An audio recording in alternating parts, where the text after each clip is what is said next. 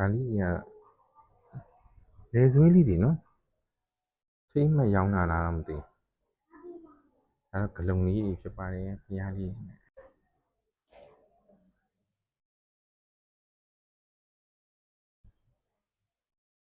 လေဆွေးလေးကြီးဖျားလေဆွေးလေးကြီးဖျားပုံလေးနဲ့နော်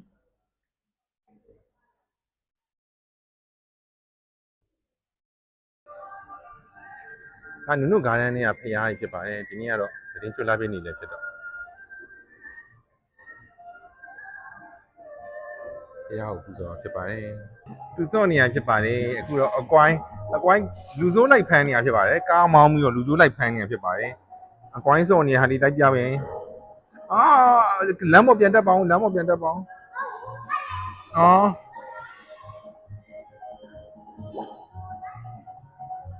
ာ်အခုလူစိုးလိုက်ဖမ်းနေရဖြစ်ပါတယ်ခင်ဗျာဟုတ်ပါခင်ဗျာဟုတ်ပဲလမ်းပေါ်မှာပဲနေနော်ဒါသူ့မှအယုတ်ကောက်လို့ရလာတာဖြစ်ပါတယ်သူ့မှအယုတ်ကောက်လာတာပါโอเคပါ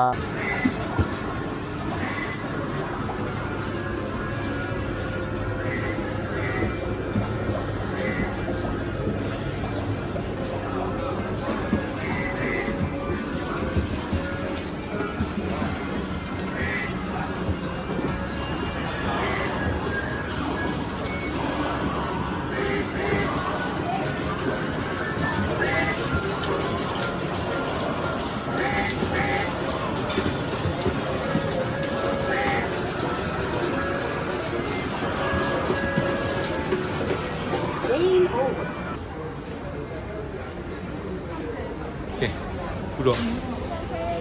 ဆက်တွဲပတရားရောက်နေပါတယ်ဒီလုံးဒီကူးလိုက်ဆောက်သွားလှမ်းတဲ့ဖိုက်စာနေနေ့လည်စာတော့မစားရသေးဘူးခုလည်းဒီည9နာရီထိုးနေပါပြီဟိုဖိုက်စာနေလူ3ယောက်ရှိပါတယ်ဒီမှာပါတချင်းလေးဆိုပါတယ်ခင်ဗျာကလေးဗီလာရောက်နေရပါအခုတော့တော့ရှောက်ပတ်ကြည့်ပြီးသွားပါပြီစားဘလို့စားနေရလဲချောကလက်ဗီလာမှာရှောက်ကြည့်သွားပါပြီအကုန်လုံးကတော့ဟလိုဝင်းသင်းစီဖြစ်နေတယ်လေးကြောက်နေပါတယ်အခုတော့မုံစားပြီးတော့ပြန်တော့ပါမယ်ခဏနေတိုင်းတချင်းလေးဆိုလိုက်ပါပြန်ရဖို့တော့နီးပြီခုတရပြီးတော့ရင်အရာအလုံးကြောခိုင်းလို့ငါပြန်ရပါအဲ့ဒီချင်းလေးဆိုလိုက်ပါပြန်မယုံကြည်ဒီမှာပါခင်ဗျာပြန်မယုံကြည်အ